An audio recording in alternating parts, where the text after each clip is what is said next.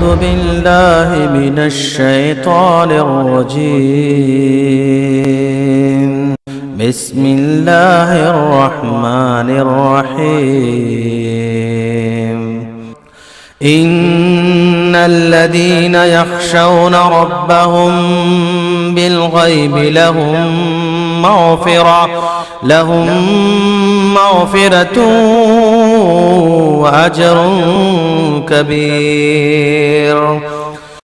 وأسروا قولكم واجهروا به إنه عليم بذات الصدور. ألا يعلم من خلق وهو اللطيف الخبير. كنتم خير أمة أخرجت للناس تأمرون بالمعروف وتنهون عن المنكر وتؤمنون بالله. اولاد ایسی نہیں بنائی جاتی. اگر اولاد ایسی بنائی جاتی ہے تو دنیا میں کوئی بھی بے اولاد نہیں رہے گا. کوئی بھی شخص, دنیا کے سارے لوگ صاحب اولاد بن جائیں گے. ایسا نہیں ہوگا. پھر اللہ تعالیٰ کی قدرت کا مظہر ہی نہیں ہوگا اس میں. اللہ تعالیٰ کے اختیارات والی بات نہیں رہے گی اس میں. یہ اللہ کی قدرت کا مظہر ہے. وہ جس کو چاہے گا دے گا وہ. اگر ایسا ہوتا تو لوگ بولتے کہ مجھے 2 بیٹے چاہیے, 2 بیٹیاں چاہیے مجھے. کہاں سے لا کے دو؟ آرام سے خرید لیتا اور رکھ لیتا اپنے لیے. وہ اللہ نے کہا کہ انہ علیم قدیر. اللہ علیم ہے, جس کو کتنا دینا اتنا ہی دے گا. نہیں دینا ہے نہیں دے گا. خوب دینا ہے خوب دے گا. لڑکے دینا ہے لڑکیاں دے گا, یا لڑکے دینا صرف لڑکے دے گا رب العالمین, یا 2 بھی ملا کے دے گا, یا کچھ بھی نہیں دے گا. سبحان اللہ. یہ اللہ کی علم اور اللہ کی قدرت کا مظہر ہے. ایسے کیسے ہو سکتا ہے کہ کسی کو کوئی بھی اولاد بنا لے؟ نہیں ہو سکتا. انسان کی عاجزی معلوم ہونی چاہیے کہ وہ صاحب اولاد نہیں ہے, وہ اس کا بیٹا نہیں ہے. اللہ نے اسے اولاد سے نہیں نوازا ہے. جیسے کسی کو نوازا ہے اس کو نہیں نوازا ہے. وہ اللہ کی قدرت کا ایک مظہر, یہ بھی اللہ کی قدرت کا ایک مظہر معلوم ہونا چاہیے. تو کوئی بھی کسی کی اولاد کو لے کر کے نہیں پال سکتا, اسے اپنی سگی اولاد نہیں بنا سکتا. ان الحمد للہ نحمده ونستعینه ونستغفره ونعوذ بالله من شرور انفسنا وسيئات اعمالنا. من يهده الله فلا مضل له ومن يضلل فلا هادي له. اشهد ان لا اله الا الله وحده لا شريك له واشهد ان محمدا عبده ورسوله. يا ايها الذين امنوا اتقوا الله حق تقاته ولا تموتن الا وانتم مسلمون. يا ايها الناس اتقوا ربكم الذي خلقكم من نفس واحده وخلق منها زوجها وبث منهما رجالا كثيرا ونساء. واتقوا الله الذي تساءلون به والارحام ان الله كان عليكم رقيبا. يا ايها الذين امنوا اتقوا الله وقولوا قولا سديدا يصلح لكم اعمالكم ويغفر لكم ذنوبكم ومن يطع الله ورسوله فقد فاز فوزا عظيما. اما بعد فان خير الحديث كتاب الله وخير الهدي هدي محمد صلى الله عليه وسلم وشر الامور محدثاتها وكل محدثة بدعة وكل بدعة ضلالة وكل ضلالة في النار. آج کا جو موضوع ہے ہم سب اچھی طرح جانتے ہیں الحمدللہ, یہ احکام التبنی فی الاسلام, یعنی جو بچوں کو لے کر پالنے کے لیے لیتے ہیں اور بچوں کو اپنی کسی کی بچے کو, کسی کے بیٹے کو, کسی اور کی اولاد کو اپنی اولاد بنا لینا, تو اس سے متعلق شرعی نقطہ نظر سے کیا حکم ہے وہ ہم لوگ جانیں گے انشاءاللہ. لیکن اصل موضوع کو جاننے سے پہلے ایک چھوٹا سا مقدمہ ہے جس میں 3 باتیں میں آپ کے سامنے رکھوں گا. وہ 3 باتیں جان لینے کے بعد اصل موضوع میں داخل ہوں گے, اس لیے کہ یہ 3 موضوع جو مقدمے میں بیان کیے جائیں گے وہ اصل موضوع کو سمجھنے میں بہت معاون ثابت ہوں گے. تو سب سے پہلی چیز جاننے کی ہے وہ یہ کہ انسان کی زندگی میں اولاد کی بڑی اہمیت ہے. اللہ سبحانہ و تعالیٰ نے فطری طور پر انسان میں یہ خواہش رکھی ہے کہ وہ اولاد کو چاہتا ہے, اولاد کے حصول کے لیے دعائیں کرتا ہے, اس کے لیے فکر مند رہتا ہے. معاشرے میں دیکھتے ہیں ہم, جس کسی کی بھی شادی ہو, شادی کے بعد ایک وقت گزرتا رہتا ہے تو ماں باپ، بیوی اور شوہر دونوں فکر مند رہتے ہیں کہ اللہ سبحانہ و تعالیٰ ہمیں کب صاحب اولاد کرے گا۔ ایک فطری چیز ہے، یہ کوئی معیوب چیز نہیں ہے، بلکہ ایک پسندیدہ چیز ہے۔ اللہ تعالیٰ نے قرآن مجید میں انبیاء علیہ السلام کے جو قصے بیان کیے، اللہ تعالیٰ نے ایک سورہ ہے سورۃ الرعد، اس میں بیان فرمایا وَلَقَدْ أَرْسَلْنَا رُسُلًا مِّن قَبْلِكَ وَجَعَلْنَا لَهُمْ أَزْوَاجًا وَذُرِّيَّةً۔ اللہ کے رسول سے کہا صلی اللہ علیہ وسلم، ہم نے آپ سے پہلے جن کو بھی رسول بنا کر کے بھیجا ہے ان سب کو ہم نے شادی شدہ رکھا، یعنی ایسے حالات ان کے لیے تھے کہ وہ فطری طور پر شادی کی، اور وہ سب کے سب صاحب اولاد بھی تھے۔ انبیاء کا عمومی تعارف اللہ نے کروایا۔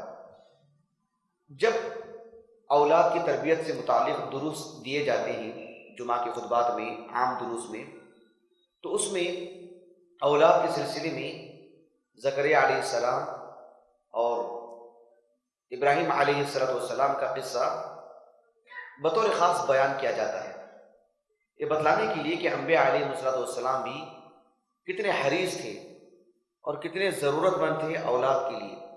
عمومی طور پر یہ واقعہ بیان کیا جاتا ہے۔ زکریا علیہ السلام بعد کے نبی ہیں، ابراہیم علیہ السلام ان سے قبل کے نبی ہیں۔ ابراہیم علیہ السلام کو اللہ تعالیٰ نے بہت تاخیر سے اولاد دی۔ اللہ تعالیٰ سے آپ نے دعا فرمائی تھی رب ہب لی من الصالحین فبشرناہ بغلام حلیم۔ اللہ تعالیٰ سے آپ نے دعا مانگی اور اولاد کو عطا کرنے کی دعا کی تھی ابراہیم علیہ السلام نے، ایک لمبی عمر کے بعد، بڑی عمر کے بعد۔ یہ سب ہم اچھی طرح جانتے ہیں۔ زکریا علیہ السلام خود ہی اللہ تعالیٰ سے دعا کی تھی کہ اللہ تو مجھے اولاد عطا فرما۔ جب اللہ نے کہا کہ ٹھیک ہے ہم آپ کو اولاد دیں گے، تو پھر خود ہی تعجب کرنے لگے، کیسے ہو گیا اولاد؟ میں بھی بوڑھا ہو چکا ہوں، میری اہلیہ جو ہے عقیم ہو چکی ہے، بعد ہو چکی ہے، دعا خود ہی کر رہے ہیں اللہ تعالیٰ سے۔ نوجوانی میں نہیں، نوجوانی میں تو کی تھی دعا انہوں نے، بوڑھے ہونے کے باوجود بھی خود ہی دعا کر رہے ہیں۔ جب اللہ نے کہا کہ آپ کی دعا قبول ہو گئی تو کہہ رہے ہیں کیسے دے گا تو مجھے، میں تو بوڑھا ہو چکا ہوں نا، خود ہی تعجب کر رہے ہیں۔ اللہ سبحانہ و تعالیٰ نے ان کا قصہ بیان فرمایا سورہ آل عمران میں، ہنالک دعا زکریا ربہ قال رب هب لي من لدنك ذرية طيبة انك سميع الدعاء۔ تو یہ خاص اللہ سبحانہ و تعالیٰ کا ارادہ ہوتا ہے، اللہ کی منشا ہوتی ہے۔ اللہ تعالیٰ نے سورۃ الشورى میں بیان فرمایا للہ ملک السماوات والارض یخلق ما یشاء یہب لمن یشاء اناثا۔ اس کے بعد کوئی پڑھ سکیں گے آنے والی آیت؟ وَيَهَبُ لِمَن يَشَاءُ الذُّكُورَ أَوْ يُزَوِّجُهُمْ ذُكْرَانًا وَإِنَاثًا وَيَجْعَلُ مَن يَشَاءُ عَقِيمًا۔ اس کے بعد اللہ تعالیٰ کے دو نام بیان کیے گئے ہیں، کون سے نام؟ إِنَّهُ عَلِيمٌ قَدِيرٌ۔ اللہ سبحانہ و تعالیٰ نے کہا آسمانوں اور زمین کی ملکیت صرف اللہ کے لیے ہے، وہ جیسے چاہتا ہے پیدا کرتا ہے، وہ جس کو چاہتا ہے صرف لڑکیاں عطا کرتا ہے، جس کو چاہتا ہے صرف لڑکے عطا کرتا ہے، اور جس کو دونوں عطا کرتا ہے، اور جس کو چاہے اللہ سبحانہ و تعالیٰ حکیم باندھ بنا دیتا ہے۔ انہ علیم، اللہ تعالیٰ علیم ہے، جانتا ہے کس کو کیا دینا چاہیے، جس کو دینا چاہیے کہ دینا چاہیے یا نہیں دینا چاہیے، اور قدیر ہے جس کو جیسے چاہے دینے پر قادر ہے رب العالمین سبحانہ اللہ۔ تو یہ اللہ سبحانہ و تعالیٰ کا ارادہ ہے، وہ جس کو چاہے اولاد عطا کرے۔ دنیا میں بڑے بڑے بادشاہ گزرے ہیں جن کے پاس بڑی بڑی حکمرانی، نوکر چاکر، ایک نہیں کئی کی بیویاں بھی ہوں گی، ان کی لونڈیاں ہوں گی، ان کی جائیداد ہوگی، ان کے حکم پر لوگ اٹھتے ہیں بیٹھتے ہیں۔ بڑی بڑی حکمرانی کرنے والے لوگ ایسے بھی گزرے ہیں جو اولاد کے لیے ترستے ہیں، اولاد نہیں تھی ان کو۔ آپ کسی بادشاہ کا نام لے کے بول سکتے ہیں جسے اولاد نہیں تھی؟ عزیز مصر، بالکل عزیز مصر۔ ایک عجیب و غریب حادثہ، یوسف علیہ السلام کو کنویں میں ڈالا گیا، ایک سوکھا کنواں تھا، وہاں سے قافلے والوں نے آپ کو اٹھایا، مصر میں جا کے قافلے والے لوگ کوئی بڑے لوگ نہیں تھے، چھوٹے موٹے لوگ، چند پیسے بھی ان کو مل جائیں تو ان کے لیے نصیب کی بات تھی، انہوں نے بیچ دیا۔ عزیز مصر نے خریدا۔ اب دیکھو اللہ نے کیا فرمایا سورہ یوسف میں آیت نمبر 21 ہے، اللہ تعالیٰ نے کہا وَقَالَ الَّذِي اشْتَرَاهُ مِن مِّصْرَ لِامْرَأَتِهِ أَكْرِمِي مَثْوَاهُ عَسَىٰ أَن يَنفَعَنَا أَوْ نَتَّخِذَهُ وَلَدًا۔ عزیز مصر نے جب خریدا، اپنی بیوی سے کہا اس نے ان کے ساتھ بڑا اچھا معاملہ رکھو، اس لیے کہ ہم ان کو اپنی اولاد بنا سکتے ہیں۔ اولاد نہیں تھی اس کو۔ مصر بہت پرانا ملک ہے، قدیم ملک ہے اور بہت ترقی یافتہ ملک ہے، اور دنیا کے مشہور ممالک میں سے، شروع سے بھی عجیب تاریخ ہے اس کی، قرآن میں اس کا کئی مقام پر جو تذکرہ ہے۔ وہاں کا بادشاہ لیکن صاحب اولاد نہیں تھا۔ ایک اور بادشاہ بھی تھا جسے اولاد نہیں تھی، کون؟ فرعون، جس نے کتنے بچوں کو مارا اپنی حکمرانی کو بچانے کے لیے، کتنے چھوٹے چھوٹے بچوں کا قتل کیا اس نے۔ لیکن اللہ تعالیٰ نے موسیٰ علیہ السلام کی والدہ کے دل میں یہ بات ڈالی کہ وہ ان کو صندوق میں رکھ کر کے دریا کے حوالے کر دیں۔ اب دیکھو اللہ تعالیٰ نے سورۃ القصص میں بیان فرمایا آیت نمبر 8 سے لے کر 10 تک، فَالْتَقَطَهُ آلُ فِرْعَوْنَ لِيَكُونَ لَهُمْ عَدُوًّا وَحَزَنًا إِنَّ فِرْعَوْنَ وَهَامَانَ وَجُنُودَهُمَا كَانُوا خَاطِئِينَ وَقَالَتِ امْرَأَةُ فِرْعَوْنَ قُرَّةُ عَيْنٍ لِّي وَلَكَ لَا تَقْتُلُوهُ عَسَىٰ أَن يَنفَعَنَا أَوْ نَتَّخِذَهُ وَلَدًا وَهُمْ لَا يَشْعُرُونَ۔ جب فرعون اس بچے کو بھی قتل کرنے کا ارادہ کیا تو فرعون کی بیوی نے منع کر دیا، کہا کہ ہمارے پاس اولاد نہیں، گھر بیٹھے اللہ نے بچے کو بھیجا ہے، اس بچے کو ہم اپنے اولاد بنا لیں۔ قرآن نے کہا کہ انہیں مستقبل کی کوئی خبر ہی نہیں، کوئی شعور ہی نہیں، اور یہ ان کے گھر میں تربیت پاتے رہے، بڑے ہوتے رہے۔ تو اس طرح سے دنیا کے بڑے بڑے حکمران اللہ سبحانہ و تعالیٰ نے اتنا عاجز کیا ان کو اپنی قدرت بتلانے کے لیے اور انسان کی عاجزی کو بتانے کے لیے کہ کتنا کمزور ہے انسان، سب کچھ ہونے کے باوجود، ہر طرح کی طاقت ہونے کے باوجود وہ اپنے لیے اولاد فراہم نہیں کر سکتے جب تک کہ اللہ نہ دے۔ تو اللہ سبحانہ و تعالیٰ نے اولاد کا ایسا معاملہ رکھا ہے۔ تو بچوں کو لے کے لوگ یوں ہی نہیں پال لیتے، انہیں اولاد ہوتی ہی، ایسا بھی ہوتا ہے، لیکن اکثر اولاد جب نہیں ہوتی ہے تبھی وہ کسی بچے کو لے کر پالتے ہیں۔ تو اولاد کے سلسلے میں انبیاء ہوں، عمرا حکمران ہوں، عام لوگ ہوں، کتنا غریب انسان ہو جو اپنے لیے، اپنی بیوی کے لیے بندوبست نہیں کر سکتا، لیکن وہ بھی چاہتا ہے کہ اسے اولاد ہو، وہ بھی چاہتا ہے کہ اسے اولاد ہو۔ اولاد کی تمنا ہر ایک کو ہوتی ہے اور ایک فطری عمل ہے۔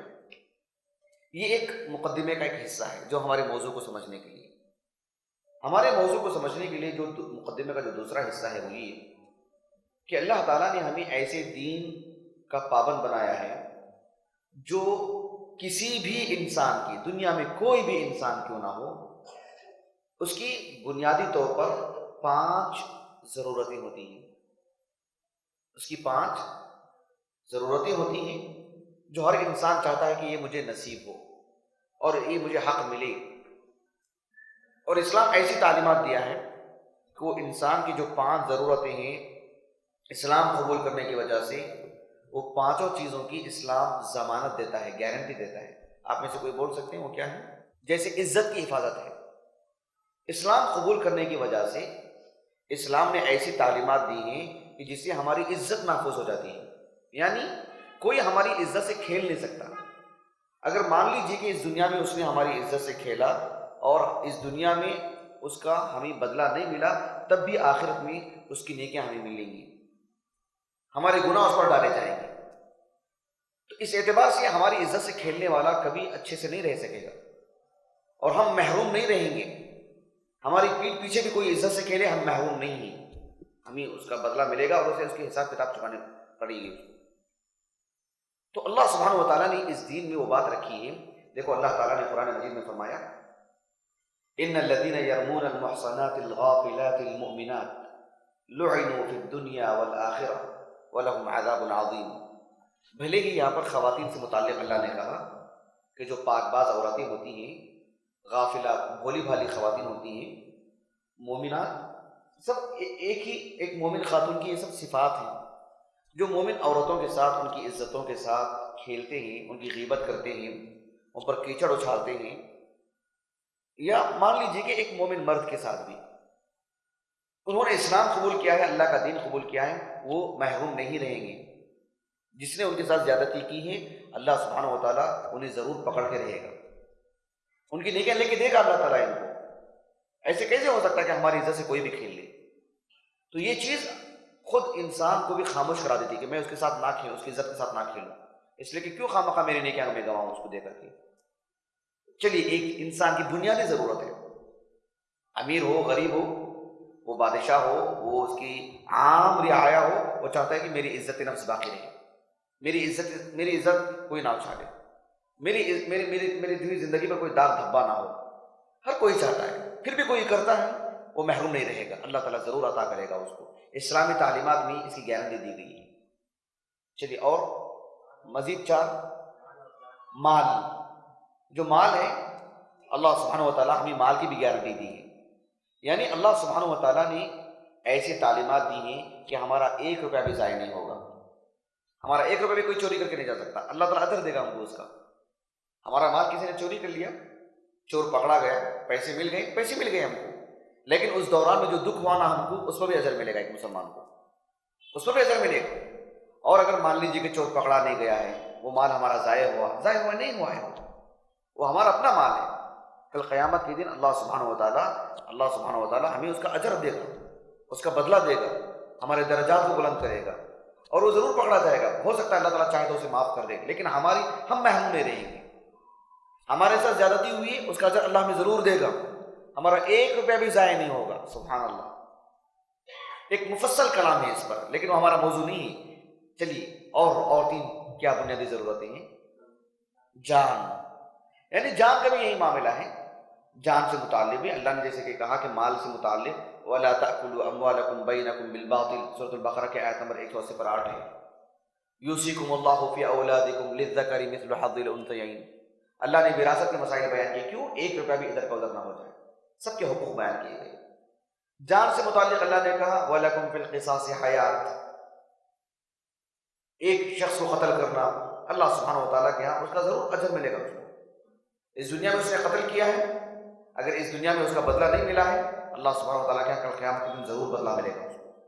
اس کی جان جو ضائع نہیں ہوئی، اس کی زندگی کے ساتھ اس نے جو کھیلا ہے وہ ضائع نہیں ہوگی، اس کی چیز، وہ محروم نہیں ہوگا۔ ایک مفصل کلام ہے اس میں، اگر تفصیل میں جائیں تو۔ اور بنیادی حقوق کیا ہے جو ہر انسان کی، دنیا کا کوئی بھی انسان کیوں نہ ہو، چاہتا ہے کہ میری جان محفوظ رہے، میرا مال محفوظ رہے، میری عزت و آبرو محفوظ رہے، اور عقل محفوظ رہے۔ یعنی عقل سے متعلق بھی اسلام نے ایسی تعلیمات دی ہیں، جیسے اسلام نے نشاور چیزوں کو حرام قرار دیا، یا ایھا الذین آمنوا انما الخمر والمیسر والازلام، ان سب کو اللہ نے حرام قرار دیا۔ کیوں؟ اس سے عقل جو ہے، عقل فطور آتا ہے، عقل ماری جاتی ہے، انسان کے کا وقار مجروح ہو جاتا ہے۔ تو اسلام نے ایسی چیزوں کو کھانے کا حکم دیا، اور ایسی چیزوں کے کھانے سے اجتناب کا حکم دیا جس سے انسان کے عقل محفوظ رہے۔ ہمارے عقل کی گارنٹی، صحت کی گارنٹی دی ہے اسلام نے، طیبات کھانے کا حکم دیا۔ چلیے، اور دین، ہمارے دین، یعنی اسلامی تعلیمات پر عمل کرنے کی وجہ سے ہمارے دین کو رتی برابر پہ نقصان نہیں پہنچے گا۔ اللہ کے بارے میں صحیح معلومات دوسرے نہیں دے سکتے، دوسرے مذاہب میں وہ دم خم نہیں ہے کہ رب العالمین کا تعارف کروا سکے، صحیح تعارف۔ یہ اللہ رب العالمین نے ایسا دین عطا کیا ہے کہ اللہ سے متعلق، غیبی امور سے متعلق، جنت جہنم سے متعلق، ہماری عاقبت سے متعلق، ہماری آخرتی زندگی سے متعلق ایسے معلومات کہ ہمارا دین بالکل صحیح سالم محفوظ، اللہ کس چیز سے خوش ہوگا، کس سے ناراض ہوگا، سب بتلائے گئے۔ کیوں؟ ہمارا دین محفوظ، ایسی تعلیمات ہیں اسلام میں۔ چلیے، ہمارے موضوع سے متعلق بات نہیں آئی، نسب کی حفاظت۔ اسلامی تعلیمات ایسی ہیں کہ جس سے ہمارا نسب محفوظ رہے، نسب خلط ملط نہ ہو جائے۔ ابو بکر صدیق رضی اللہ عنہ، جانتے ہیں سبحان اللہ، بڑے عظیم عالم دین، ان کو نسب کا بھی بڑا علم تھا، ان کو صرف انسانوں کا نہیں، یہ کس قبیلے کا ہے، کہاں جاتا ہے قبیلہ، کہاں جا کے ملتا ہے، وہ صرف وہ پیچیدگی حل نہیں کرتے تھے، وہ جانوروں سے متعلق گھوڑے کا نسب نامہ بتلاتے تھے، اس کا نسب نامہ کہاں جا کے کس قبیلے سے جا کے ملتا ہے؟ اونٹوں کا نسب نامہ، یعنی اتنی صفائی کے ساتھ کہ اس میں بھی نسب نامے میں جو ہے کسی طرح کا غلط ملط معاملہ نہ ہو۔ ہمارا نسب کیسے محفوظ رہے گا؟ جب اولاد ہماری اپنی ذاتی رہے گی۔ دوسروں کی اولاد کو اپنی اولاد بنا لیں گے تو وہاں سے نسب بگڑ جاتا ہے۔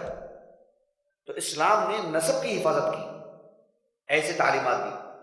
عمر بن خطاب رضی اللہ عنہ بالکل آگاہ کرتے تھے کہ انساب کو جانو، انساب معلوم کرو، تمہارا خاندان کون سا ہے، تم کس گھرانے کے ہو، کہاں جا کے تمہارا خاندان کس سے ملتا ہے۔ ایسا نہ ہو کہ غلط ملت ہو جائے، جیسے ہم ہندوستانی مسلمانوں کا معاملہ ہے، دادا کے اوپر کسی کا نام تقریباً نہیں معلوم رہتا ہے۔ تو یہ ایک طرح کی جو ہے ایک کمی ہے یہاں پر، جبکہ عربوں میں نسب کے سلسلے میں بڑی حساسیت۔ اسلام نے ایسی تعلیمات دی کہ جس سے ہمارا نسب بھی محفوظ ہوتا ہے۔ تو یہ اسی موضوع سے متعلق انشاءاللہ ہم گفتگو کریں گے۔ نسب کی حفاظت کے لیے اللہ تعالیٰ نے کہا وَلَا تَقْرَبُوا الزِّنَا إِنَّهُ كَانَ فَاحِشَةً وَسَاءَ سَبِيلًا۔ زنا سے اللہ نے اسی لیے منع کیا تاکہ جو ہے ہمارا نسب محفوظ رہے۔ ہمارے موضوع کو جاننے سے پہلے جو تین مقدمات میں سے تین جو حصے تھے، دو حصے ہم نے آپ کے سامنے رکھے۔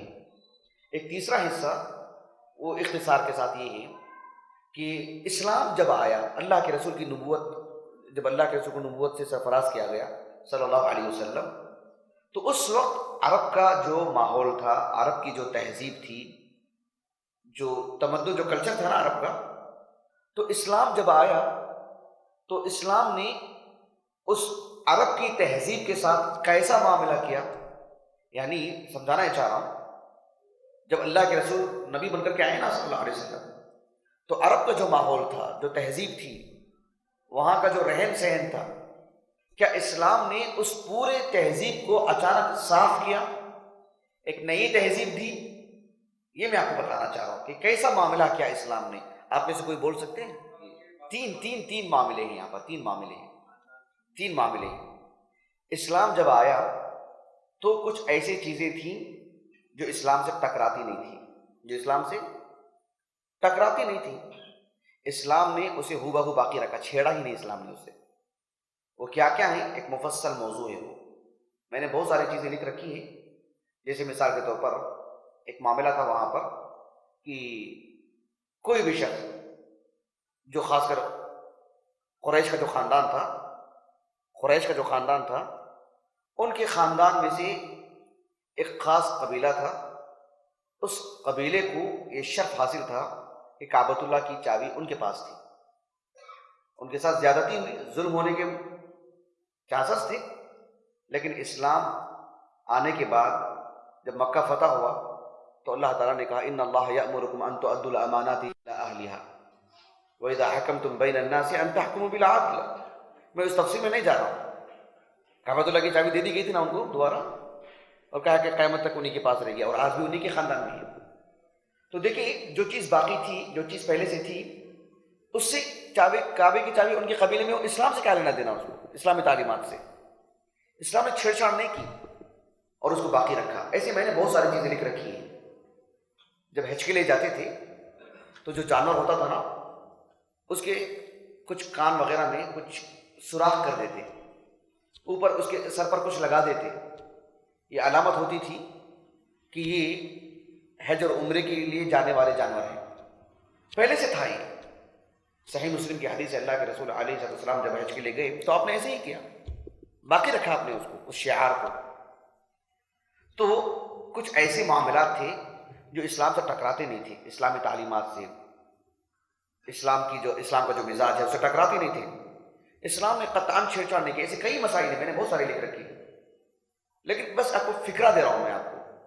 تو اسلام نے اس کو ہو بہو باقی رکھا۔ کچھ چیزیں ایسی تھیں جو اسلام سے براہ راست ٹکرانے والی، ہم سب جانتے ہیں، جیسے بت پرستی ہے، شراب ہے، وغیرہ وغیرہ۔ اس طرح کے امور کو اسلام نے سمجھوتا نہیں کیا اور فوری طور پر حکم نازل کیا اور ان کو بند کر دیا گیا۔ شراب سے متعلق تدریج ضرور تھی، لیکن اس کو کلی طور پر حرام قرار دیا گیا۔ کچھ چیزیں ایسی تھیں جو اصل کے اعتبار سے تو صحیح تھیں، لیکن ان میں بگاڑ آ گیا تھا، اس میں انہوں نے کچھ زیادتی کر دی تھی۔ اصل اسلامی تعلیمات جو تھی ابراہیم علیہ السلام کے ذریعے سے جو انہیں ملی تھی، لیکن اس کی شکلیں انہوں نے بدل دی تھی۔ اسلام نے اسے ہو بہو باقی نہیں رکھا، بلکہ اس میں جو بگاڑ تھا اس بگاڑ کو دور کر کے، تہذیب کر کے، اس کی اصلاح کر کے باقی رکھا۔ قرآن اندازی سے متعلق اسلام میں پہلے سے جائز ہے، وہ زکریا علیہ السلام کے قصے میں ملتا ہے، یونس علیہ السلام کے قصے میں قرآن اندازی کی بات ملتی ہے۔ لیکن جب اللہ کے رسول آئے صلی اللہ علیہ وسلم نبی بن کر کے، تو قرآن اندازی کا جو معاملہ تھا وہ بگڑا ہوا تھا۔ اسلام نے اسے درست کیا اور اسے ہو بہو باقی رکھا۔ ہو بہو مطلب اس کی تہذیب کی بات، انہی میں سے بہت ساری چیزیں۔ تو اسلام نے یہ جو معاملہ ہے بچوں کو لے کر کے پالنا، وہ ایک فطری معاملہ ہے، پہلے سے تھا وہ، لیکن جہاں زیادتی ہونے والی بات تھی، بگاڑ آ چکا تھا، اسلام نے اس بگاڑ کو دور کیا اور اصل کو باقی رکھا، بگاڑ کو دور کر کے۔ یہ باتیں سمجھ میں آئی آپ کو نا؟ الحمدللہ۔ تو آگے بڑھیں جی، اب اصل موضوع پہ آتے ہیں الحمدللہ۔ عربی زبان میں لے پالک جو بچہ ہوتا ہے، منہ بولا بیٹا جس کو بولتے ہیں، اس عمل کو عربی زبان میں التبنی بولتے ہیں، یعنی کسی کے بچے کو اپنی اولاد بنا لینا، کسی کے اولاد کو اپنی اولاد سمجھ لینا، اس کو عربی زبان میں التبنی کہتے ہیں۔ یہ معاملہ عربوں میں عام تھا۔ جس کسی کو اولاد نہیں ہوتی تھی یا اولاد ہوتی تب بھی دیکھتے کہ کسی کا بیٹا ہے، کسی شریف گھرانے کا، اعلیٰ گھرانے کا، یا یوں دیکھتے کہ کوئی بچہ لاوارث ہے، کوئی اسے پوچھنے والا ہی نہیں، یا جنگوں میں ایسے بہت سارے مرد مارے گئے ہیں، ہو سکتا ہے ان کی بیوی بھی گئی ہو، وہ بھی ماری گئی ہو، اور چھوٹے چھوٹے بچے ہوں تو ان کو بھی لے کر کے پال لیتے تھے۔ ضروری نہیں کہ صرف اولاد نہ ہونے کی وجہ سے ہی بچے کو لے کر کے پال لیے ہو، ایسا ضروری نہیں تھا۔ یہ عربوں میں عام تھا، ایک عام سی بات۔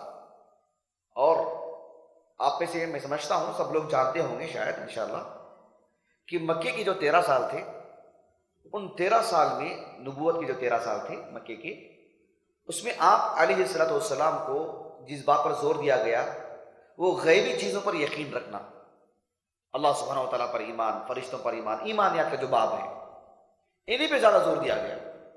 مدینہ آنے کے بعد احکام نازل ہوئے، یہی بات ہے نا، مدینہ آنے کے بعد ہی احکام نازل ہوئے نا۔ آپ میں سے کوئی بول سکتے ہیں سب سے پہلا حکم کون سا نازل ہوا تھا؟ تحویل قبلہ سے متعلق۔ اہل علم کہتے ہیں، امام قرطبی وغیرہ رحمہ اللہ، مطلقاً سب سے پہلا جو حکم کے طور پر ایک احکام جو بتلائے گئے وہ کس کے؟ تحویل قبلہ سے متعلق احکام جاری کیے گئے۔ اب دیکھیے غور طلب بات کیا ہے کہ یہ عربوں میں عام سی بات تھی، اور مکے میں بہت سارے لوگ تھے جو کسی کی اولاد کو اپنی اولاد بنا لیے تھے۔ اللہ کے رسول صلی اللہ علیہ وسلم کا معاملہ ایسا نہیں تھا۔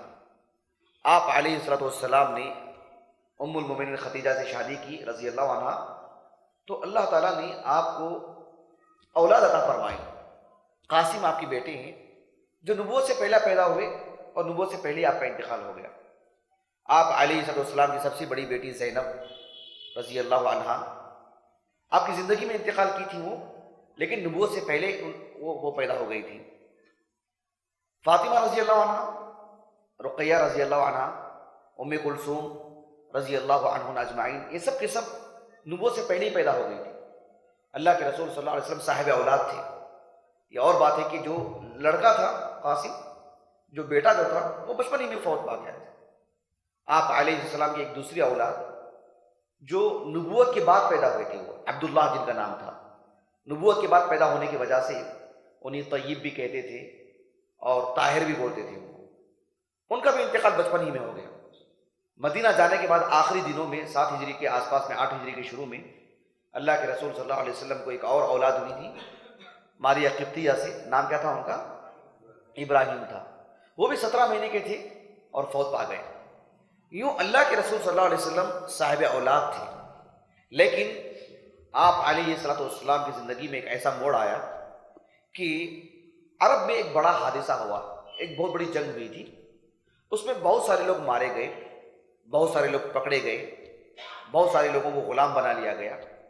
ان میں سے زید ابن حارثہ، جو حارثہ ایک صاحب تھے، یمنی تھے وہ، ان کے فرزند زید رضی اللہ عنہ چھوٹی عمر کے تھے، وہ بھی غلام بنا لیے گئے اور عرب کے مکے کے بازاروں میں بیچے گئے وہ۔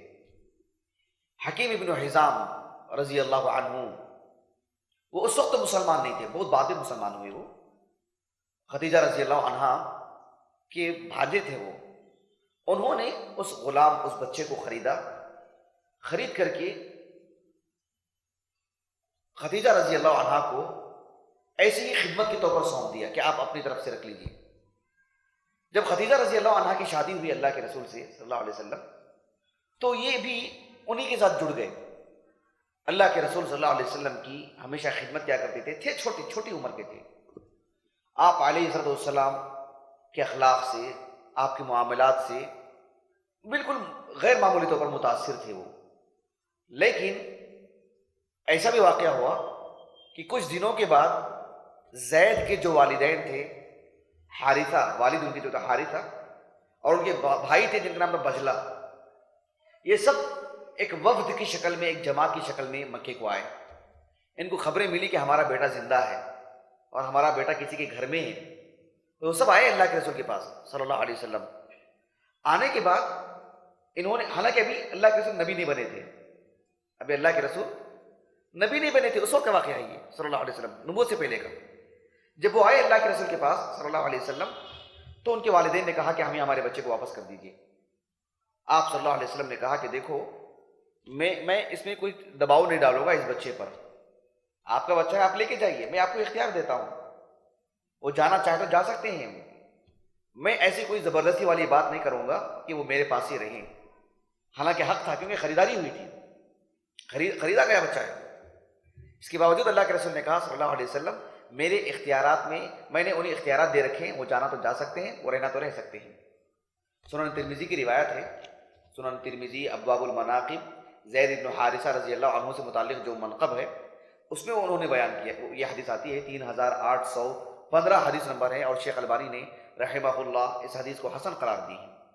اس حدیث میں کیا ہے، اللہ کے رسول صلی اللہ علیہ وسلم نے ان کے جو بھائی تھے، ان کے بھائی سے کہا کہ آپ ان کے پاس جائیے، جبلہ نام تھا ان کا، بجلہ کہا نا میں نے، جبلہ نام تھا ان کا، کہا کہ آپ جائیے زید کے پاس، منوائیے ان کو، وہ آتے ہیں تو لے کے چلے جائیے، میری طرف سے کوئی بات نہیں ہوگی۔ یہ گئے، جا کر کے ان کے سامنے باتیں رکھیں، تو زید نے کہا کہ اللہ کی قسم، میں اللہ کے رسول کا ساتھ کبھی نہیں چھوڑوں گا، میں یعنی میں آپ ہی کے ساتھ رہوں گا۔ آپ صلی اللہ علیہ وسلم کے وہ ساتھ رہے۔ بعد میں جو جبلہ تھے نا ان کے بھائی زید کے، وہ کہتے ہیں کہ مجھے اب احساس ہو رہا ہے کہ میرے بھائی کی رائے میری رائے سے زیادہ بہترین تھی، اگر میری بات پہ وہ آ جاتے تو ہم لے کے چلے جاتے، لیکن ایسا نہیں ہوا، وہ وہیں پر تھے۔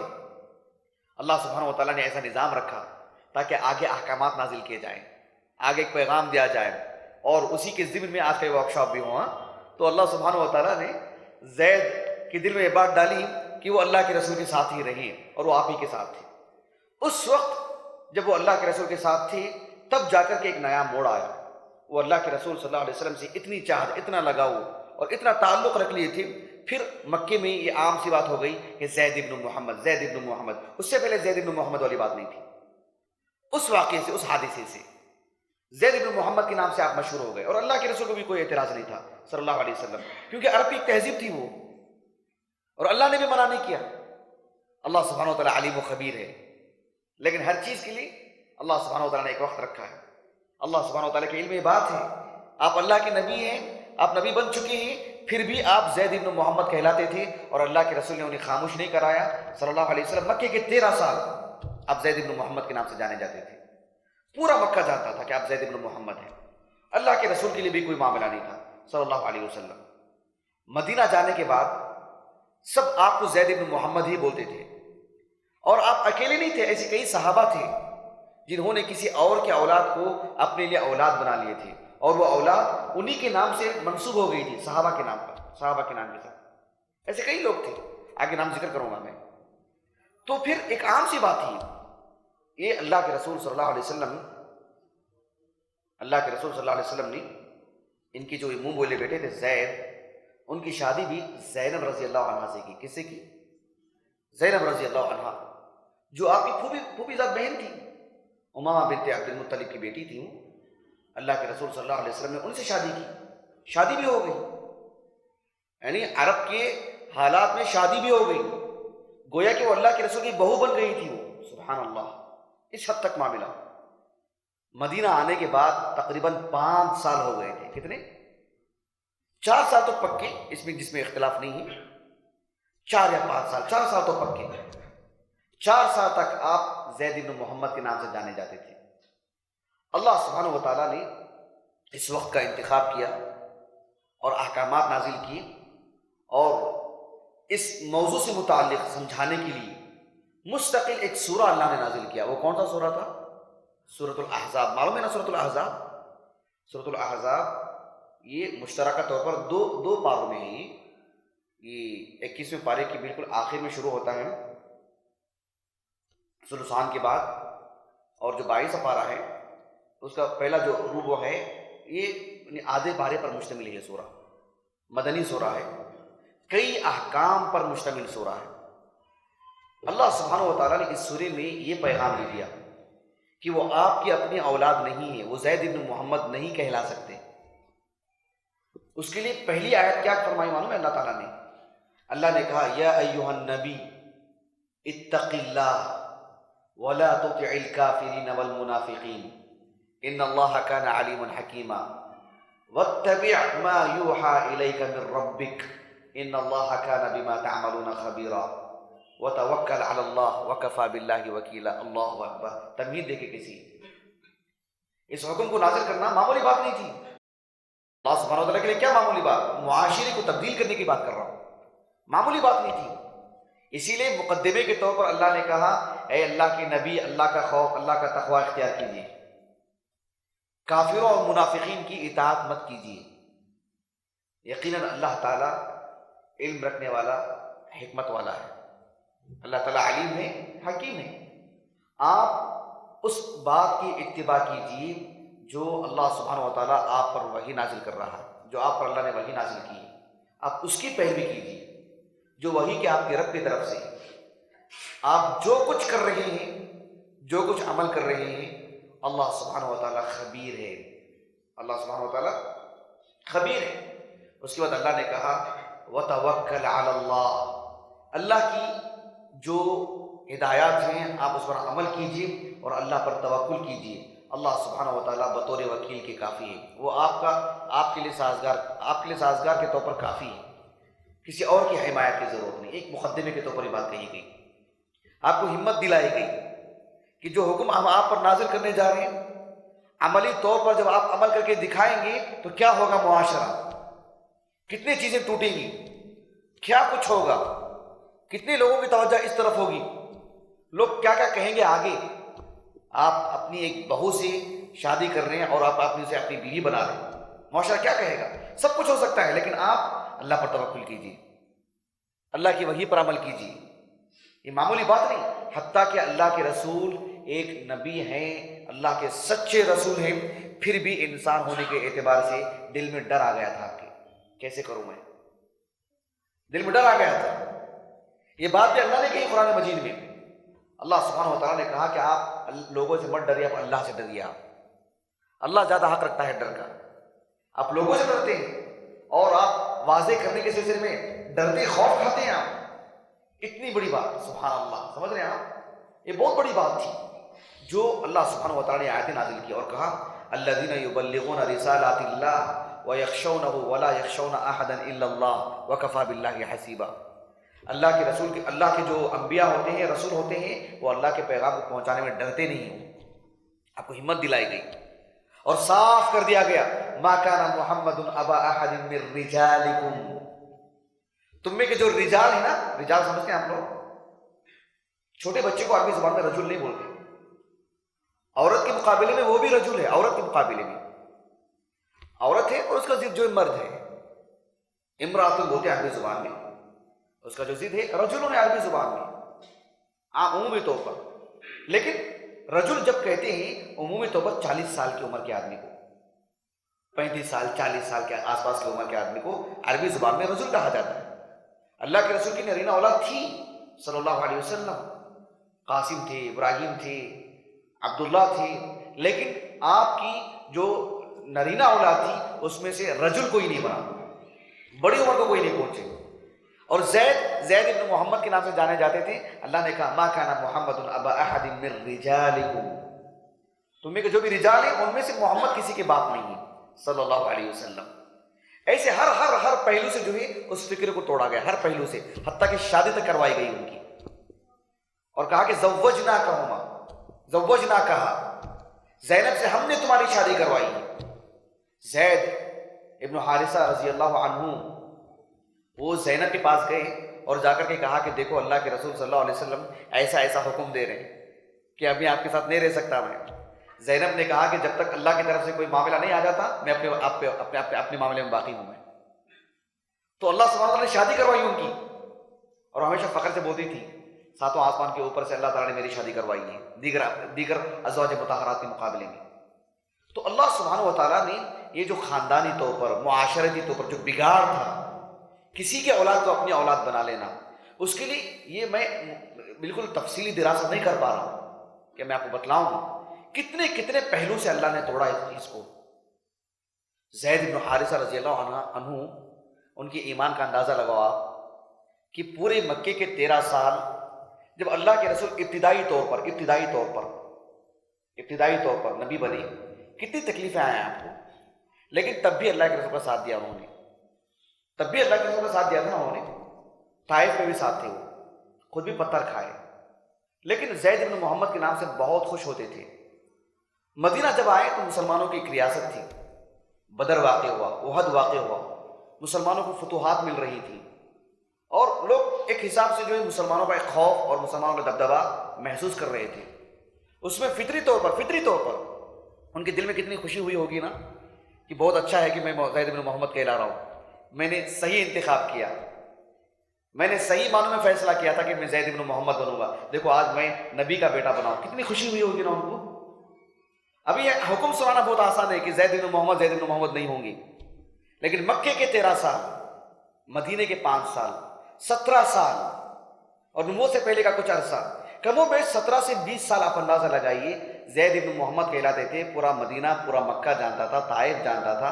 ایسے میں اچانک ایک تاریخ آتی ہے اور کہتے ہیں کہ آج سے وہ زید بن محمد نہیں ہوں گے. کیا دل پہ کیا گزری ہوگی ان کی، کتنی تکلیف ہوئی ہوگی ان کو کہ بات تو حقیقت ہے کہ میں ان کا بیٹا نہیں ہوں، لیکن زید بن محمد کا جو شرف ہے وہ مجھے نہیں مل رہا ہے آج سے. لیکن اتنی تکلیف کے باوجود محض اللہ کا حکم میں اپنے آپ کو نیچے کر دیا انہوں نے. امام قرطبی رحمہ اللہ کہتے ہیں کہ انہوں نے اتنا عظیم جو ان کے لیے شرف تھا، محض اللہ کے لیے انہوں نے تنازلی اختیار کی، انہوں نے اس شرف کو چھوڑا اللہ کے لیے، تو اللہ نے ان کا نام قرآن میں بیان کر دیا. امام قرطبی کہتے ہیں رحمہ اللہ اپنی تفسیر میں کہ جیسے انہوں نے اتنا نیچے کیا اپنے لیے اللہ کی خاطر، اللہ نے نام ذکر کر کے قرآن میں اتنا ہی اوپر کر دیا ان کو. قیامت تک ان کا نام پڑھا جائے گا. اکیلے صحابی، اکلوتے صحابی جن کا نام قرآن مجید میں ہے، زید. سبحان اللہ. تو یہ معاملہ آسان نہیں تھا.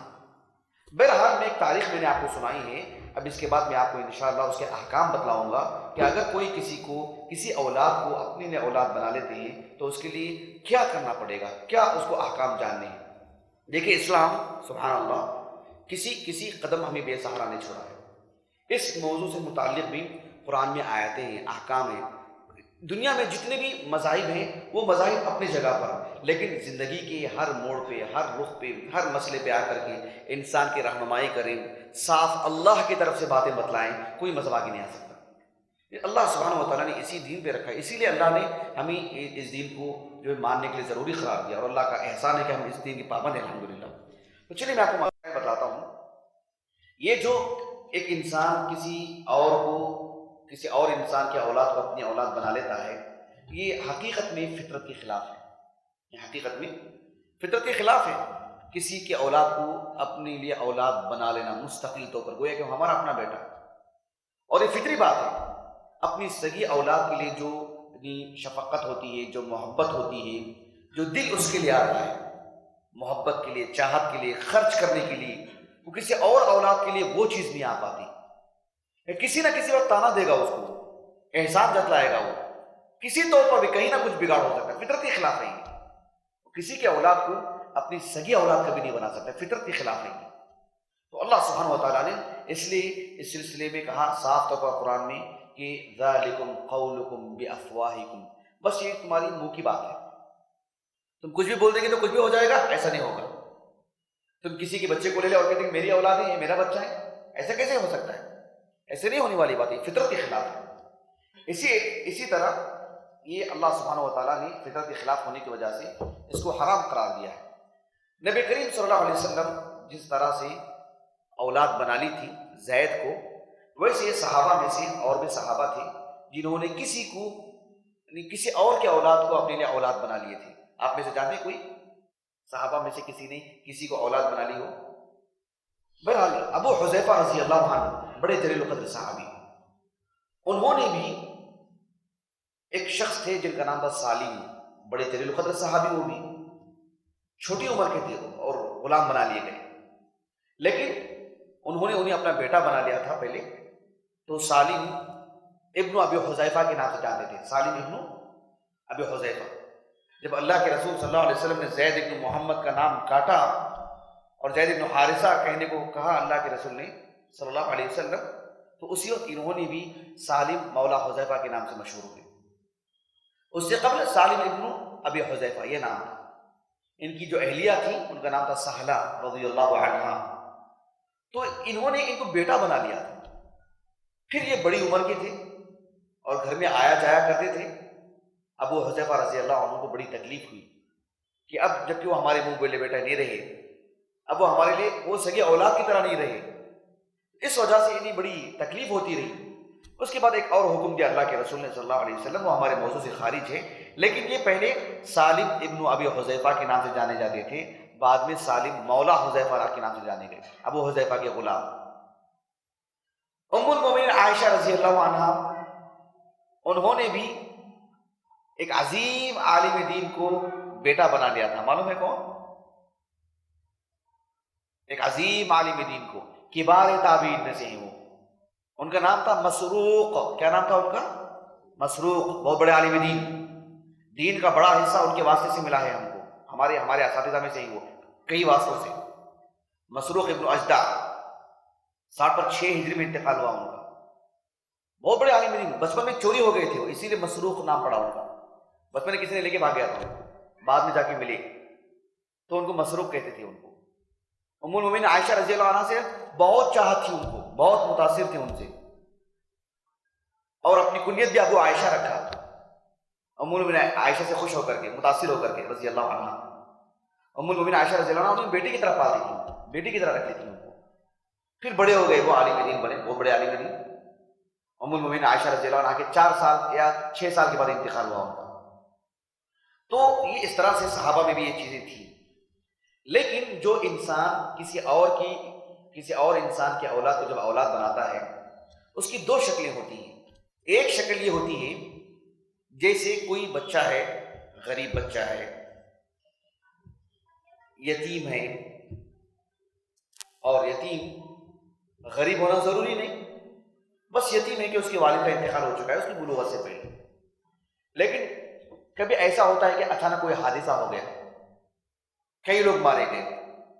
ابھی مدھیہ پردیش میں جو ٹرین کا حادثہ ہوا، دوسرے دن اخبارات میں جو فوٹو آئے، چھوٹے چھوٹے بچے، ان کے ماں باپ مارے گئے اس حادثے میں، مر گئے تھے، بچے بچ گئے۔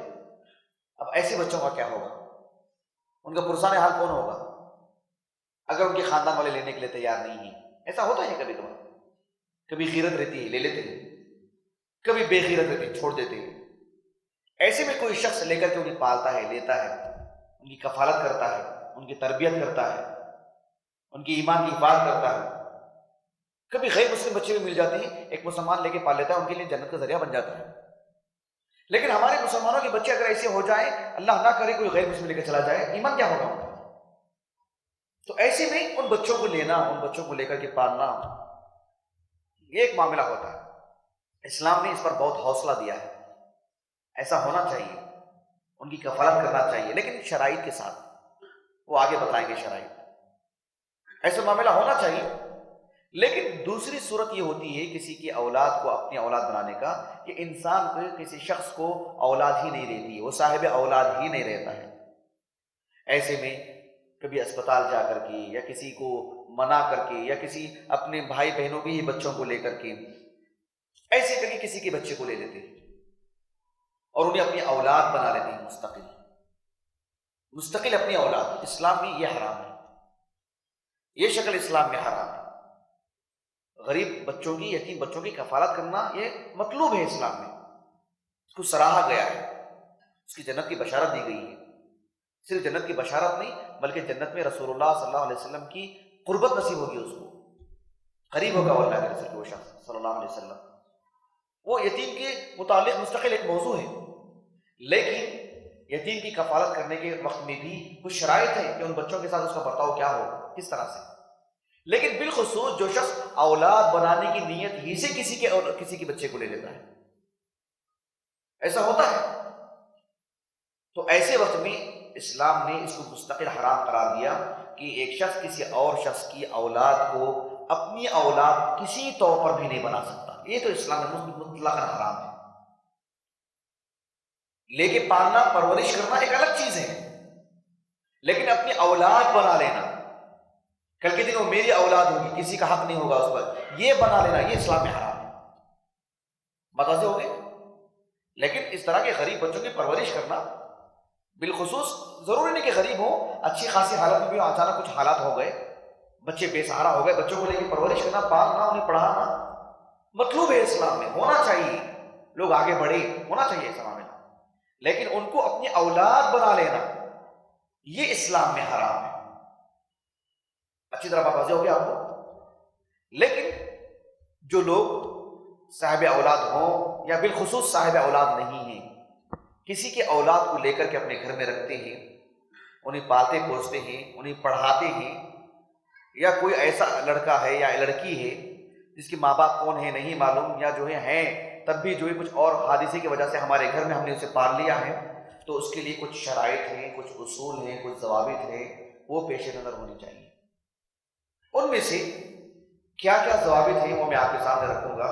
رکھنے سے پہلے آپ میں سے کوئی بول سکتے ہیں, اگر کوئی شخص کسی اور کی اولاد کو اپنی اولاد بنا لیتے ہیں, انہیں جن باتوں کا خیال کرنا چاہیے ان میں سب سے پہلی بات یہ ہے کہ نسب میں بالکل واضح ہونا چاہیے کہ وہ لڑکا یا وہ لڑکی جس کو لے کر کے پال رہے ہوں اس کو اس کے اصل باپ کی طرف ہی منسوب کریں گے.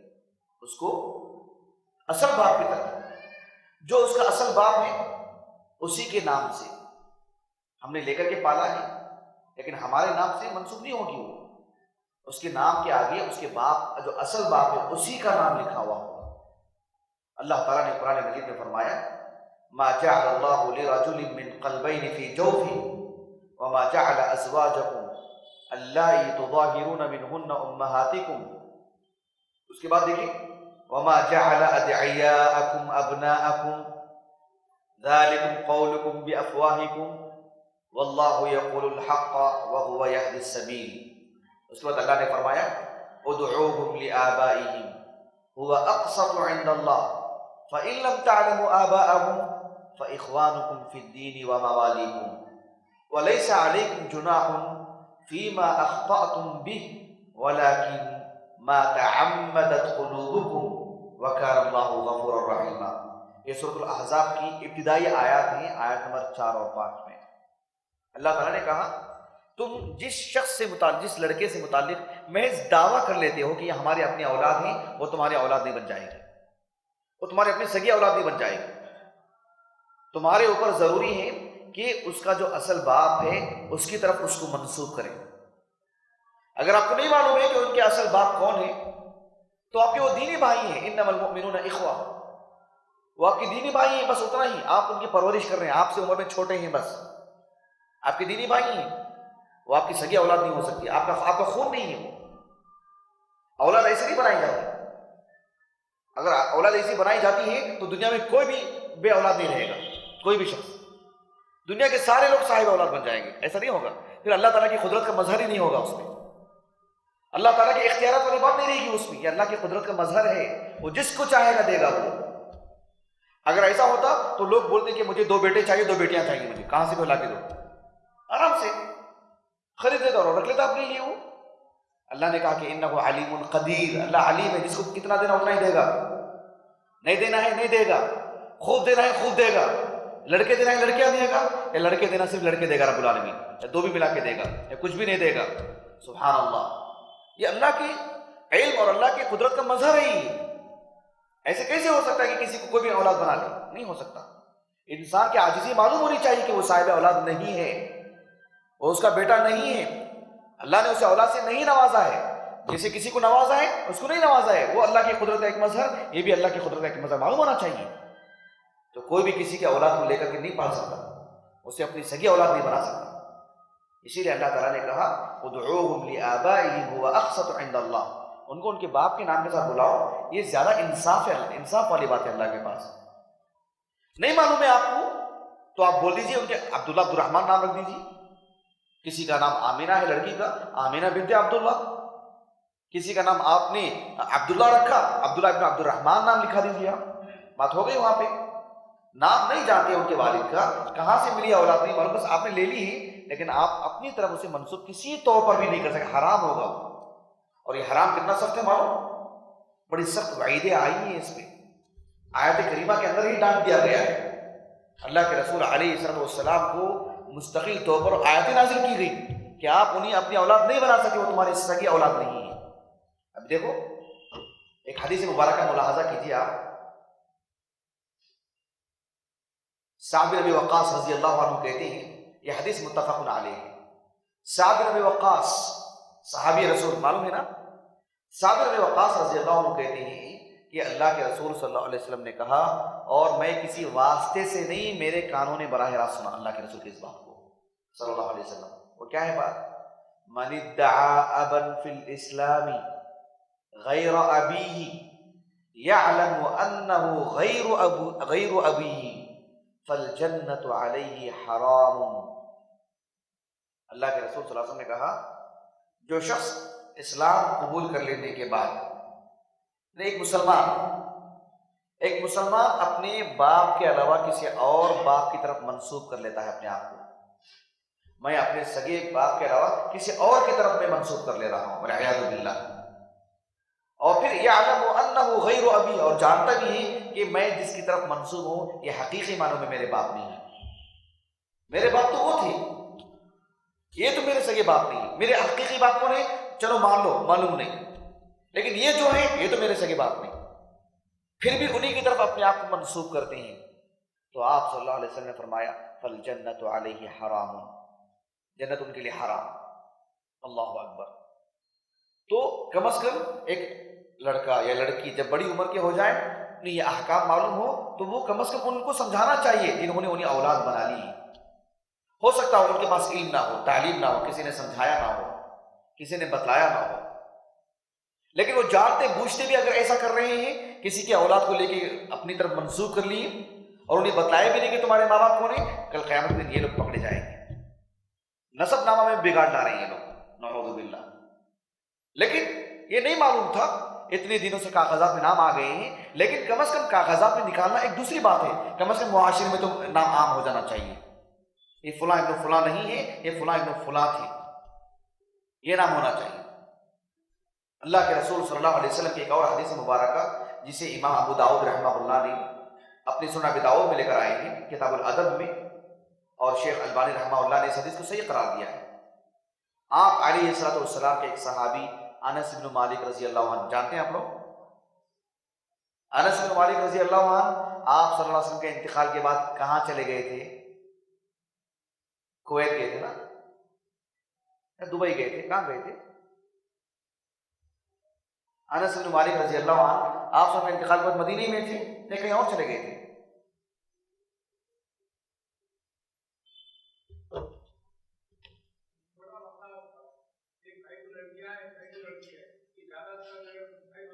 آگے بات آئے گی جب تک کے لیے بولیے. انس بن مالک رضی اللہ عنہ نہیں، بصرہ چلے گئے تھے. کہاں گئے تھے؟ بصرہ چلے گئے تھے. بصرہ کویت سے کچھ اوپر آتا ہے اور بصرہ ہی میں انتقال ہوا آپ کا 93 ہجری میں.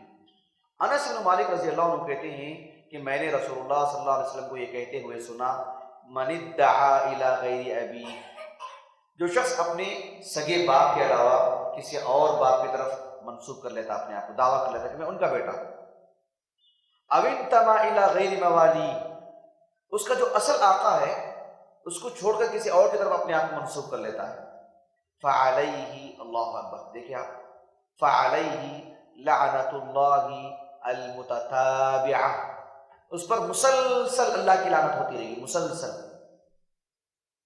بغیر انقطاع کے، مسلسل وہ اللہ کی لعنت کا مستحق ہو رہا ہے، کب تک؟ الی یوم القیامہ، قیامت تک، قیامت تک اللہ کی لعنت، جب تک اس کی موت ہوگی، اس کے بعد پھر اس کا دوسرا حساب کتاب شروع ہوگا، اللہ اکبر، پھر قیامت کے دن تو مکلف نہیں رہیں گے نا عمل کے، قیامت کے دن بھی عمل کرنے کی کچھ چیزیں باقی رہ جائیں گی کیا؟ نہیں نا، جب تک وہ مکلف ہے تب تک اللہ کی لعنت میں رہے گا، اور مر جانے کے بعد پھر اس کا حساب کتاب، اس کا معاملہ تو معمولی بات نہیں ہے، اسے چھوٹا موٹا معاملہ نہ سمجھے، لوگوں کے ڈر کر کے حالات کیا ہوں گے، اب اچانک کیا معلوم ہوگا، کتنے کاغذات بدلیں گے، سچا جذبہ ہو، اللہ کے لیے تنازل اختیار کیجیے، زید بن محمد کی طرح، اللہ سبحانہ و تعالیٰ بہت بڑا مقام دے گا، قرآن میں ذکر کیا نا ان کا، تو وہ جگر چاہیے، حقیقت میں بتا رہا ہوں، اللہ کے لیے تنازل اختیار کریں، اللہ کا خوف ہمارے دل میں ہو، جو چیز حرام ہے وہ حرام، اللہ نے جسے حرام قرار دیا اسے کوئی حلال نہیں کر سکتا، جسے اللہ نے حلال کیا اسے کوئی حرام نہیں کر سکتا، تو یہ ایک بہت اہم چیز ہے، ایسے بہت سارے احادیث ہیں، ایک اور حدیث آتی ہے متفق علیہ حدیث ہے، علی بن ابی طالب اس کے راوی ہیں رضی اللہ عنہ، اس میں ایک اور بات کہی گئی ہے کہ آپ صلی اللہ علیہ وسلم نے فرمایا وَمَنِ ادَّعَا إِلَى غَيْرِ أَبِيهِ أَوْ انْتَمَا إِلَى غَيْرِ مَوَالِيهِ فَعَلَيْهِ لَعْنَةُ اللَّهِ وَالْمَلَائِكَةِ وَالنَّاسِ أَجْمَعِينَ، اللہ اکبر، جو شخص اپنے سگے باپ کو چھوڑ کر دوسرے باپ کی طرف اپنے آپ کو منسوب کرتا ہے معلوم ہو جانے کے بعد بھی، تو پھر لوگوں کی اللہ کی لعنت اس پر، وہ بھی کیسے؟ مسلسل، فرشتوں کی لعنت، لوگوں کی لعنت، مکمل طور پر اس پر ہوتی رہے گی، لا يقبل اللہ منہ یوم القیامت صرفا ولا عدلا، قیامت کے دن چھٹکارے کے لیے وہ کوئی چیز ضمانت میں نہیں دے سکتا وہ اللہ کو، اس سے اندازہ لگائیے یہ گناہ چھوٹا ہے، یہ گناہ چھوٹا ہے، سبحان اللہ کی قدرت کو للکار رہا وہ شخص، یعنی اللہ نے اسے صاحب اولاد نہیں بنایا ہے اور وہ اللہ کی اس کی صاحب اولاد بننے پر مصر ہے، اللہ نے اسے عاجز بنایا ہے، اسے اولاد نہیں ہے، اس کو یا بیٹا نہیں یا بیٹی نہیں، لیکن پال لیا اور کہتا کہ یہ میری اولاد ہے، کیا بتانا چاہ رہا ہے؟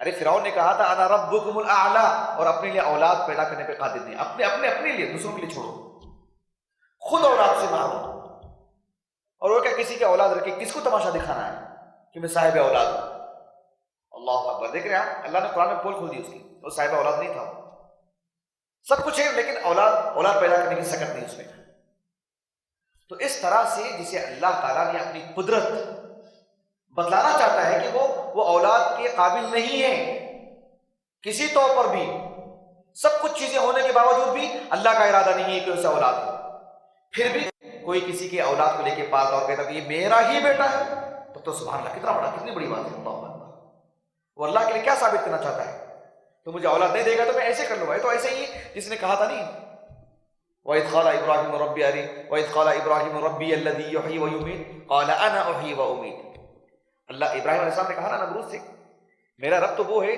جو کسی کو زندہ بھی کرتا ہے اور اسے موت بھی دے گا، اس نے کہا کہ وہ تو میں بھی کرتا ہوں، ایک کو بلا کے مار دیا اور جس پر موت تھی، موت پر جس پر جو ہے کیا بولتے ہیں قتل کی سزا تھی اسے معاف کر دیا، عجیب انداز ہے، یہ تو یہی شکل ہے کہ تو اولاد نہیں دے سکتا، دیکھ میرے لیے تو اولاد ہے، نعوذ باللہ من ذالک، کتنی خطورت ہے دیکھیے اس میں، تو ایسا نہیں ہونا چاہیے، اسی لیے جب کوئی شخص کسی کو لے کے پال لیتے ہو تو نسب نامے میں اس بات کا خیال کرنا چاہیے کہ خاندان کا کوئی نام ہوتا ہے نا، جیسے شیخ، سید، کوئی خاندان کا نام تو نہیں ہے، لوگوں نے بنا رکھا ہے، جیسے لوگ بولتے ہیں نا سید اللہ کے رسول کے خاندان کو بولتے ہیں، اس پر کبھی درس دیں گے انشاءاللہ، ایسا کوئی معاملہ نہیں ہے کہ اللہ کے رسول کے خاندان کو سید بولتے ہیں، کبھی آپ نے سنا سید حسن، سید حسین، سید علی، کبھی سنا آپ نے؟ یہ سب غلط ہے، لوگوں کی بنائی ہوئی چیزیں، تو کوئی بھی مسلمان اپنے نام کے آگے سید لکھ سکتا ہے، کوئی حرج نہیں، سارے مسلمان سید ہیں، وہ کسی خاندان کا نام نہیں ہے، لیکن ایک خاندان مشہور ہے ہمارے پاس یہاں پہ ہندو پاک میں سید کے اعتبار سے، ایک خاندانی طور پر۔ یہ اور بات ہے کہ اسے اللہ کے رسول کا خاندان کہنا یہ تو قطعاً غلط ہے، لیکن ایک خاندان کا لقب تو ہے، ایک عرف میں ہے کہ نہیں، سید ہے، شیخ ہے، اور خان لکھتے ہیں، اور بیگ لکھتے ہیں، مرزا، یہ سب جو لکھتے ہیں نا، پاشا وغیرہ سب، یہ ایک خاندانی نام ہے۔ لیکن جب کوئی شخص کسی کی اولاد کو لے کے پال لیتا ہے تو جس طرح سے اسے اپنے نام کے آگے منسوب نہیں کرے گا، ویسے ہی اپنے خاندان کی جو شناخت ہے وہ بھی اس کے نام کے آگے نہیں لگے گی۔ جیسے وہ خان نہیں ہے، وہ اپنے نام کے آگے خان نہ لکھے، ایسا نہ معلوم ہے وہ اس کا سگا بچہ ہے، ایسا نہیں ہونا چاہیے۔ یا اور بات ہے کہ جس بچے کو لے کے پال لیا تھا وہ بھی خان ہو تو الگ بات ہے، لیکن جہاں اس کے باپ کے آگے وہ منسوب اصل باپ کی طرف منسوب ہوگا، وہیں پر اصل باپ کی طرف کوئی منسوب کر بھی لے، لیکن خاندانی جو شناخت جو ہوتی ہے وہ اس کے نام کے آگے اسکول میں، مدرسہ میں، شناختی کارڈوں میں، کہیں بھی ہو، کہیں بھی اس کے نام کے آگے ہونے لگے، کیونکہ وہ اس خاندان کا نہیں ہے، وہ اس قبیلے کا نہیں ہے۔ البتہ اتنی بات صرف ہو سکتی ہے کہ کوئی شخص آج اس کے لیے اتنی گنجائش نہیں ہے، لیکن کوئی شخص کسی کے بچے کو لے کے پال لیا اور اپنے ہی نام کی طرف منسوب کر لیا، لیکن سب کو معلوم ہو گیا کہ وہ اس کا سگا بچہ نہیں ہے، اس کی سگی اولاد نہیں ہے، لیکن اس کی طاقت سے اتنا زیادہ باہر تھا کہ نام بدل نہیں پا رہا کاغذات میں یہاں وہاں، لیکن لوگوں میں سب کو معلوم ہو چکا ہے کہ یہ اس کی سگی اولاد نہیں ہے، پوری شریعت کی پاسداری کر رہا ہے۔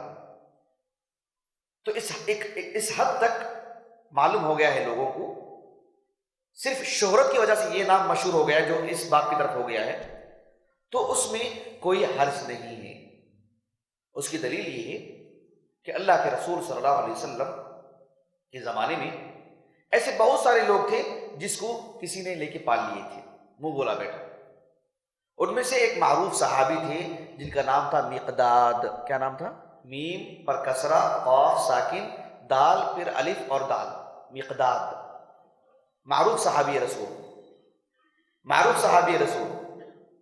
ان کے والد کا نام تھا عمرو۔ کیا نام تھا؟ عمرو نام تھا ان کے والد کا، مقداد ابن عمرو۔ لیکن مکے کے ایک صاحب تھے، ان کا نام تھا اسود۔ کیا نام تھا؟ انہوں نے مقداد کو لے کے پال لیا تھا اور اپنا بیٹا بنا لیا تھا۔ تو مقداد ابن اسود سنا ہوگا نا اپنے صحابی کا نام، مقداد ابن اسود، مقداد ابن اسود، یہی مشہور، مرتے دم تک اسی میں نام، تاریخ میں یہی نام ہے مقداد ابن اسود، رسول اللہ کے سامنے بھی صلی اللہ علیہ وسلم۔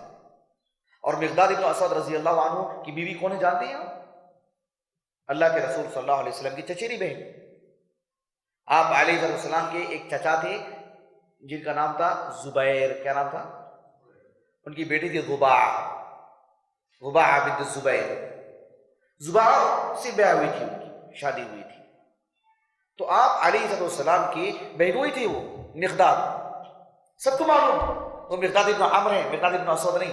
اسود نے تو بیٹا بنا لیا تھا ان کو، اسلام نے تو توڑ دیا اس چیز کو، لیکن وہ نام اتنا غالب آ گیا، اتنا غالب آ گیا کہ لوگ آپ کو مقداد ابن اسود ہی کہتے تھے۔ مسجد نبوی کے ایک عظیم مدرس باحیات ہیں، اللہ تعالیٰ انہیں صحت و عافیت کے ساتھ رکھے، اللہ کی اطاعت میں انہیں لمبی عمر عطا کرے، شیخ عبد المحسن العباد حفظہ اللہ۔ سنن ابی داؤد کی شرح کرتے ہوئے جو حدیث میں نے ابھی پڑھ کر کے سنائی تھی آپ کو، اس حدیث کی شرح میں انہوں نے لکھا ہے کہ اگر ایسا معاملہ ہے، کوئی شخص کسی نے لے کے پال لیا ہے اور ان کے نام کی طرف ہی منسوب ہو گیا، اصل باپ کی طرف نہیں، لیکن معلوم ہونے کے بعد لوگوں میں بتلا دیا گیا، عام کر دیا گیا کہ یہ نہیں، یہ وہ ہیں، لیکن لوگوں میں وہ نام اتنا چڑھ گیا، اتنا چڑھ گیا کہ وہی نام نکلتا ہے۔ یہاں ہمارے پاس کسی شخص کا نام باپ کے ساتھ، نام کے ساتھ بلانے کا رواج نہیں ہے نا۔ کوئی ہم کو ہمارے والد کے نام کے ساتھ بلاتا ہے کیا؟ معاذ ابن انور یا جو ہے شیخ نور الدین ابن احمد، ایسے کوئی بلاتا ہے؟ عبد الہادی ابن افضل کوئی بلاتا ہے؟ کوئی نہیں بلاتا۔ تو ہمارے پاس ایسا معاملہ نہیں ہے۔ ایسے بہت سارے لوگ ہیں جنہیں ہمیں والد کے نام معلوم ہے، اور شیخ وسیم ابن ہاشم ہے، لیکن کوئی ایسا تو نہیں بلاتا کہ وسیم ابن ہاشم۔ میں کوشش کرتا ہوں بلانے کی، لیکن عمومی طور پر معاشرے میں اس کا رواج نہیں ہے۔ تو یہاں ہمارے پاس وہ معاملہ نہیں ہے، تو پھر وہ بھی چیز ختم ہو گئی۔ لیکن جہاں ہو کیوں ہم یہ بات کہہ رہے ہیں؟ اس لیے کہ ہمارے پاس ایک مثال موجود ہے۔ وہ زبانوں پہ اتنی عام ہو گئی کہ بس رٹ گئی چیز ہو، لوگ غیر شروع میں بول دیتے ہیں اسی، لیکن سب جانتے ہیں کہ ان کی بیٹے نہیں ہیں، ان کے باپ کوئی اور تھے۔ سمجھ گئے نا بات؟ آپ غلط ملت نہ کریں معاملے کو، آخری میں امتحان لینے والا ہوں آپ لوگوں کا۔ تو یہ جو چیزیں ہیں بڑی اہم ہیں، اور تاریخ جب کاغذات میں نام لکھاتے ہیں ان کے باپ کا نام نہیں معلوم ہے تو آپ عبداللہ، عبد الرحمن لکھا دیجیے، جانتے بوجھتے اپنا نام نہیں لکھانا چاہیے کہ میری بیٹی، میرا بیٹا ہے یا میری بیٹی، ہرگز نہیں۔ ان کے والد کا نام معلوم ہے، ان کے والد کا نام لکھانا چاہیے، نہیں معلوم ہے تو پھر عبداللہ، عبد الرحمن لکھا دے، کافی ہے بات۔ تو بہرحال یہ پہلی چیز ہے، جب کوئی اولاد بناتے ہیں تو اس کا لحاظ اچھی طرح کریں۔ دوسری چیز جس کا خیال کرنا ہے وہ یہ کہ جو شخص کسی کو اولاد بنا لے رہی، کسی اور کے اولاد کو، پہلی بات تو نام کے اعتبار سے، دوسری بات یہ ہے کہ وراثت میں انہیں کسی طور پر بھی حصہ نہیں ملے گا، اس لیے کہ اللہ سبحانہ و تعالیٰ نے قرآن مجید میں مستقل 3 بڑی بڑی آیتیں نازل فرمائیں، سورۃ النساء کے ابتدا میں اور سورۃ النساء کی آخری آیت وراثت سے متعلق، سورۃ الاحزاب میں، سورۃ الانفال میں اللہ تعالیٰ نے وراثت سے متعلق آیتیں نازل فرمائیں۔ اللہ تعالیٰ نے فرمایا یوصیکم اللہ فی اولادکم، بڑے نکتے کی بات ہے۔ مولانا عبد الرحمن کیلانی، کیلان والا جو ہیں، کیلانی رحمہ اللہ، 1995 میں انتقال ہوا ان کا، بہت بڑے عالم دین۔ ان کی ایک کتاب ہے مترادفات القرآن مع فروق اللغویہ، اس میں وہ لکھتے ہیں کہ اللہ تعالیٰ نے کہا یوصیکم اللہ فی اولادکم، ولد بولتے نا، ولد ولد ولد کے معنی لڑکا، بیٹا، اس کی جمع کیا آتی ہے؟ اولاد۔ ہم بولتے ہیں یہ ہماری اولاد ہے، عربی زبان میں ایسا نہیں، عربی زبان میں بہت باریکی ہے، بہت فرق ہے۔ اولاد ابن بولتے ہیں، ابن کی معنی کیا ہے؟ بیٹا، اس کی جمع کیا آتی ہے؟ ابنا، کیا آتی ہے؟ ابنا آتی ہے اس کی جمع۔ اولاد میں اور ابنا میں، یعنی ولد میں اور ابن میں فرق ہے، شاید آپ کو نہیں معلوم ہے، میں آپ کو بتا رہا ہوں۔ اہل علم کہتے ہیں، جیسے مولانا عبد الرحمن کیلانی رحمہ اللہ، اللہ نے یوصیکم اللہ فی ابنائکم ایسے نہیں کہا، یوصیکم اللہ فی اولادکم ایسے کہا اللہ نے، اس لیے کہ عربی زبان میں ولد جب بولتے ہیں تو اس کو بولتے ہیں جو ہماری سگی اولاد ہے، جسے ہماری اپنی بیوی نے جنا ہے، اس کو بولتے ہیں ہماری اپنی سگی اولاد، یعنی میری اور اپنی بیوی سے ہونے والے بچے، انہی کو اولاد کہتے ہیں، دوسروں کو نہیں کہتے۔ لیکن جب ابن کہتے ہیں، ابنا کہتے ہیں، اس میں ہم ہمارے بچوں کو بھی بول سکتے ہیں، ہمارے پوتوں کو بھی بول سکتے ہیں، کسی اور کے بچوں کو بھی بول سکتے ہیں، بھائی کے بچوں کو بھی بول سکتے ہیں۔ سمجھ میں آئی یہ بات آپ کو؟ شاید آپ میں سے یہ مسئلہ کسی کو معلوم ہو، نہیں معلوم ہے، نہیں معلوم۔ ایک شخص ہے، اس کا بیٹا بھی موجود ہے، اس کا پوتا بھی موجود ہے، تو پوتے کو کتنا حصہ ملے گا وراثت میں؟ نہیں ملے گا، یعنی بیٹے کے ہوتے ہوئے پوتے کو 1 روپیہ بھی نہیں ملے گا نا۔ جی یہی میں آپ کو بتانا چاہ رہا ہوں، اللہ نے یوصیکم اللہ فی ابنائکم اگر کہتا تو اس میں پوتے بھی آ جاتے، سب آ جاتے، اس میں بھائی کے بچے بھی آ جاتے، پڑوس کے بچے بھی آ جاتے، سب آ جاتے، اور پھر پتہ نہیں کس کو کیا ملتا نہیں معلوم۔ سگے بچوں کو ہونے کے بعد کتنے مسائل رہتے ہیں۔ تو اللہ اکبر، اللہ نے کہا یوصیکم اللہ فی اولادکم، مال کی حفاظت، یعنی اس کے پوتے کو نہیں مل رہا ہے، سبحان اللہ، ایک منہ بولے بچے کو کیسے مل جائے گا بولیے؟ وراثت میں 1 روپیہ بھی نہیں ملے گا اس کو، بھلے ہی اسے ایک بھی اولاد ہی نہیں ہے، صرف وہ ایک ہی بچہ ہے جسے لے کے پال لیا ہے، تب بھی وراثت والی بات اسے 1 روپیہ بھی نہیں ملے گا اس کو۔ وراثت والی بات، یہ جذبات کا کام نہیں ہے، پیسہ ہمارا اپنا ذاتی نہیں ہے، اللہ کے پاس حساب دینا ہے، یہ جذباتی کام نہیں ہے، میرا ہے تو میرا، میرے اس کو جا رہا ہے، کون پوچھنے والا؟ ٹھیک ہے، یہاں نہیں پوچھنے والے، کل کا کیا ہوگا؟ کل کس کے ساتھ لڑیں گے؟ اللہ اکبر، لمن الملک اليوم، کل کی حکومت کس کی رہی؟ اللہ کے سامنے کیا جواب دیں گے؟ سبحان اللہ۔ تو اسلام جو ہے 1 روپے کی حفاظت کرتا ہے کہ پیسہ غلط نہ جائے، جذبات کا معاملہ نہیں ہے کہ میرا پیسہ ہے تو میں جیسے چاہتا ہوں ایسا کرتا ہوں، ایسا نہیں ہو سکتا۔ ہماری جان ہے نا، ہم جیسے چاہے، اسی لیے خودکشی کیوں حرام ہے اسلام میں؟ یہ جان ہماری نہیں ہے، ہم جیسے چاہے کھیلیں، اللہ نے دی ہے ہم کو، اللہ جب تک زندہ رکھے گا رہنا پڑے گا، اللہ کے تقدیر سے راضی ہونا پڑے گا۔ خود ہی کو مار لے رہے، خود ہی کو کاٹ لے رہے، حرام ہے اسلام میں۔ یہ ہمارا جسم نہیں ہے، ہم نے نہیں بنایا ہے، اللہ نے دیا ہے، اس لیے خودکشی نہیں کر سکتے۔ ویسے ہی بالکل مال بھی اللہ نے ہمیں دیا ہے، اور اس کا سلیقہ بھی بتلایا ہے کہ کہاں اور کتنا اور کیسے خرچ کرنا چاہیے. منمانی نہیں کر سکتے، اس میں بھی غلط نہیں کر سکتے. مر جائیں گے تو پھر پتہ چلے گا، نعوذ باللہ من ذالک. تو اللہ سبحانہ و تعالیٰ نے یہ ہمیں حکم نامہ ارشاد فرمایا ہے کہ ہم جس بچے کو لے کے پالتے ہوں اسے وراثت میں 1 روپیہ بھی نہیں ملے گا. اس کے لیے اللہ رب العالمین نے ایک حکم الگ سے رکھا ہے کہ جس آدمی کے پاس جو مال ہے، مان لیجیے کہ 100 روپیہ ہے، تو اس میں سے 1/3 1/3 جو ہے وہ وصیت کر سکتا ہے کہ ہاں اس کو مل جائے، اس کو مل جائے. وہ اس کو دے سکتے ہیں، حالانکہ شریعت میں وہ بھی بہت زیادہ ہے، وہ دے سکتا ہے اپنی طرف سے وصیت کر کے. جب ایک شخص وصیت کرتا نا اپنے مال میں سے، اس کے نام وصیت نہیں کر سکتا جس کو وراثت میں پہلے سے ہی شریعت میں کچھ حصہ ملنے والا ہے، اس کے نام وصیت نہیں کر سکتا. لیکن اس کے علاوہ کسی اور کو وصیت کر سکتا ہے، اس میں اس کو بھی دے سکتا ہے. ابھی اذان ہونے والی ہے کیا؟ تو اس کو دے سکتا ہے. تو یہ بھی ایک معاملہ ہے، وراثت میں کچھ نہیں ملے گا اس کو. اور جب ایک انسان کے پاس پہلے سے ہی اس کی سگی اولاد ہے، لڑکی ہے، لڑکا ہے، اور اس کی بیوی خود ہے، تو پھر جب وہ وراثت میں اس کو بھی ملے گا، آج نہیں کل نہیں پرسوں اچھی خاصی لڑائی ہوگی، اچھی خاصی.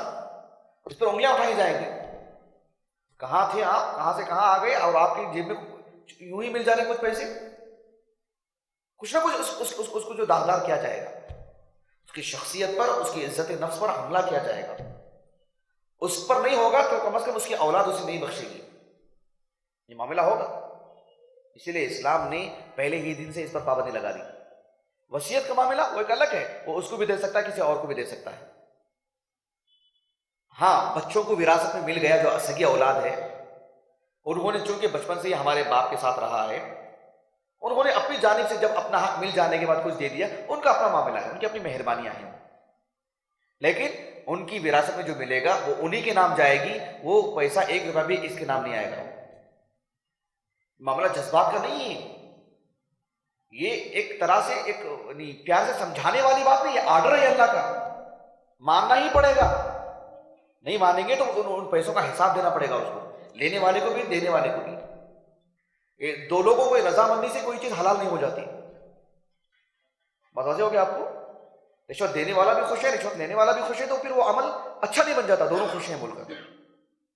کسی کی رضامندی سے شریعت کا کوئی معاملہ حلال اور حرام نہیں ہو جاتا.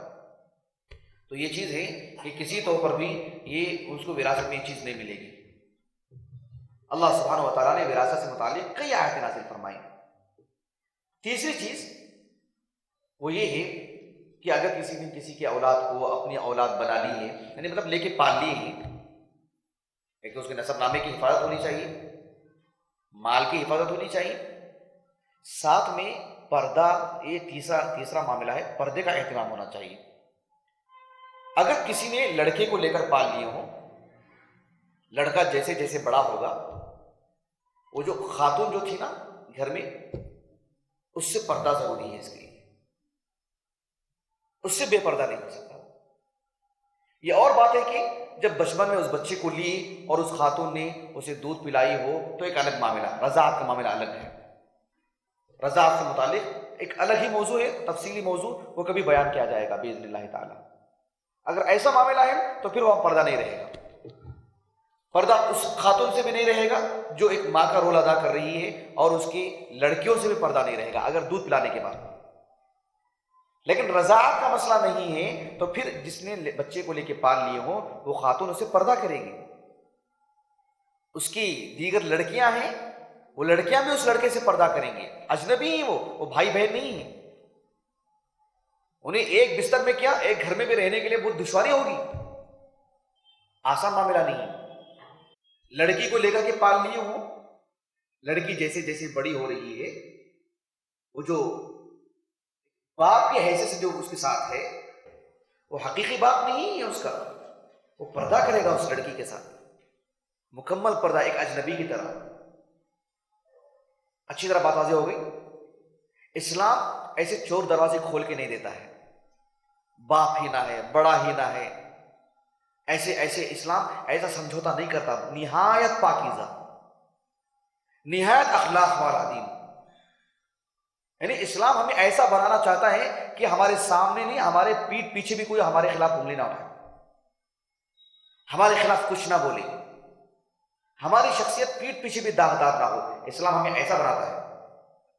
اسلام ہمارے تعلق سے کسی کو شک کا مزاج نہیں بنانا چاہتا کہ کوئی ہمارے تعلق سے شک میں مبتلا ہو، کیا ہے یہ، پیٹھ پیچھے ہی سے ہی ہمارے تعلق سے کچھ باتیں ہو جائیں۔ اسلام ایسا مزاج نہیں بنانا چاہتا۔ اللہ اکبر، کتنا عظیم دین ہے، سبحان اللہ۔ تو اگر لڑکی کو لے کے پال لی ہو، پردہ کرے گا، وہ اس کے دیگر رشتہ دار ہوں گے، میرے خلیری بہنیں ہیں، میرے خلیری بھائی ہیں، میرے وہ سب خلیری بھائی کہاں سے بن گئے اس کے؟ سب اجنبی، وہ عورت ہی اجنبی ہے اس کے لیے، وہ مرد ہی اجنبی ہے اس کے لیے، چاہے جائے کہ اس کے دیگر رشتہ دار سب اجنبی ہیں اس کے لیے۔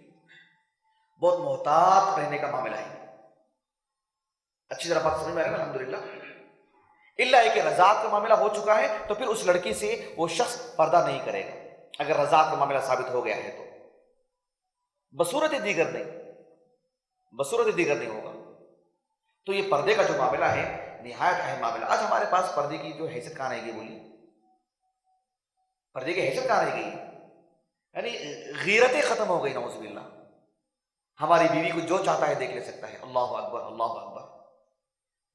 زبیر بن عوام کو جانتے ہیں آپ لوگ، رضی اللہ عنہ، اپنی بیوی کو نماز کو جانے دیتے نہیں تھے، عشر مبشرہ میں سے۔ اور اس وقت خواتین جو تھی نا صرف رات ہی میں نکلتی تھی، عشاء کی نماز میں، ظہر میں، عصر میں سب خواتین نہیں آتی تھیں مساجد کو۔ نبی کے زمانے کی بات ہے، آپ تاریخ پڑھ کے دیکھو۔ امام بخاری یہی ثابت کی۔ امام بخاری رحمہ اللہ فرماتے ہیں کہ اللہ کے رسول کے زمانے میں صلی اللہ علیہ وسلم خواتین صرف فجر اور عشاء میں آتی تھی، دیگر اوقات میں نہیں۔ جمعہ تک کے سلسلے میں امام بخاری نے اپنا ایک موقف اختیار کیا کہ جمعہ خواتین گھروں میں پڑھیں۔